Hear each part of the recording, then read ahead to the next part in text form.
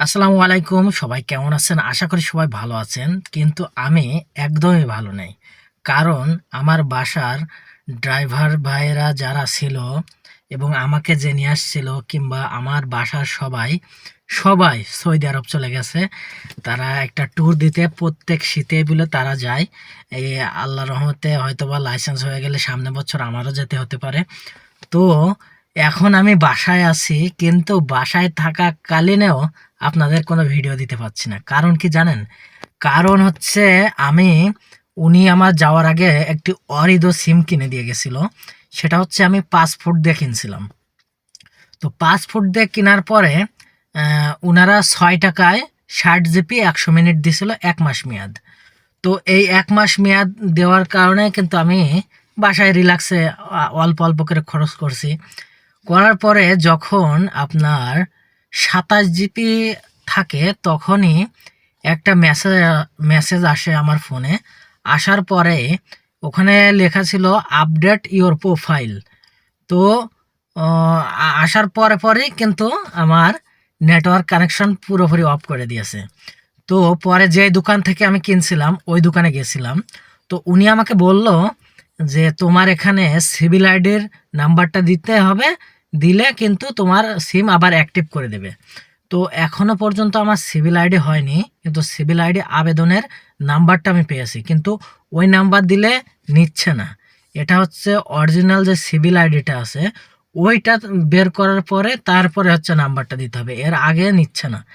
তো অনেক খোঁজাখুঁজির পরে কিন্তু এখনও অফই আছে আমার নেটওয়ার্ক।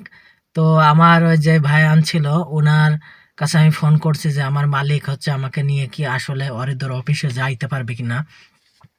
তো উনিও বলল যে কালকে অথবা পরশুদিন, মানে শুক্রবার দিন চলে আসবে সৌদি থেকে। আসার পরে আমার মালিকের কিংবা আমার কফিলের ওয়াইফরা সব ওখানে উনি নামাই দিয়ে চলে আসছে।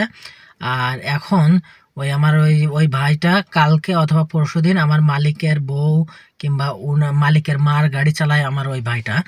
এখন উনি উনাদের নিয়ে এখানে আসবে, কুয়েতে আসবে। কুয়েতে আসার পরে বাসায় নামাই দিয়ে হয়তোবা ১-২ দিন পর আবারও সৌদি যাবে আরেকটা কোনো বাসায়।